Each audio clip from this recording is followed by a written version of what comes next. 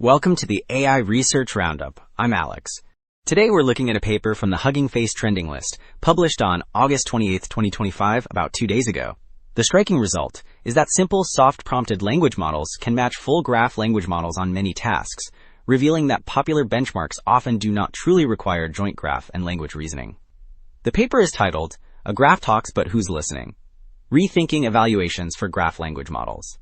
And the implications for model evaluation are quite significant. Beyond that, the work introduces the CLEGR benchmark to demand compositional graph plus language reasoning, and shows sizable drops for current systems when structural reasoning is required. On X, a post highlights that language models can beat graph learning benchmarks without graphs, arguing that injecting graph info into language models adds little because benchmarks are flawed and methods underdeliver. The post claims both benchmarking and methodology share blame and shows a figure summarizing the case. Engagement appears modest with about 70 likes. Alright, the previous segment summarized the critique and the new benchmark. Figure 1 presents the core claim visually. Current tasks can be solved with one modality, so integration is not required. The left panel shows linear probing on graph representations that yield strong predictions, which implies textual context is unnecessary on structurally sufficient datasets. The right panel shows a soft-prompted language model using only text to match performance, which implies graph structure is unnecessary on semantically sufficient datasets. The middle pipeline sketches a typical graph language model that adds complexity without consistent gains. So the previous figure set up the claim about unimodal solvability. Table 1 reports node classification accuracy across 6 datasets, and it separates them into 2 clear groups.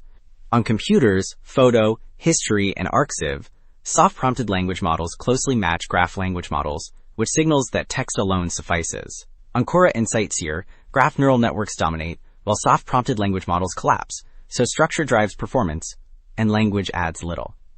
The split exposes why current evaluations underuse multimodal reasoning. Okay, the previous table split datasets by which single modality wins. Figure 2 shows a scatter where probe accuracy on the x-axis tracks full model accuracy on the y-axis, and most points hug the diagonal. The tight alignment implies that a simple linear probe on frozen graph tokens recovers nearly all task signal, so the language model behaves like an expensive decoder.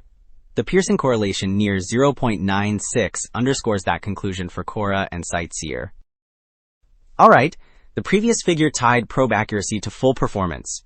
Figure 3 introduces CLEGR, which lays out a synthetic subway world with explicit node and edge text, so questions must use both structure and language. The left panels highlight salient features and factual recall slots, while the center panels add path reasoning, filtering, topology, and aggregation that require multi-hop traversal. The right summary reports that graph language models match baselines on facts, but do not beat soft-prompted language models on reasoning, which signals insufficient integration. Well, the previous figure introduced the subway world and task types. Figure 4 presents the headline result: accuracy on CLEGR. Fact sits near the ceiling across models, while CLEGR reasoning drops sharply and shows no advantage for graph language models over soft-prompted language models. The green G-retriever bars even underperform, likely because retrieval surfaces wrong subgraphs. The takeaway is clear: structural encoders do not translate into better compositional reasoning. So 2 takeaways stand out. Current benchmarks rarely demand true graph plus language integration, and simple soft-prompted language models often match or beat specialized systems. The new CLEGR tasks reveal sharp drops on structural reasoning, signaling an architectural gap and a need for stronger multimodal evaluations. That is it for this episode of the AI Research Roundup. I am Alex. Thanks for listening.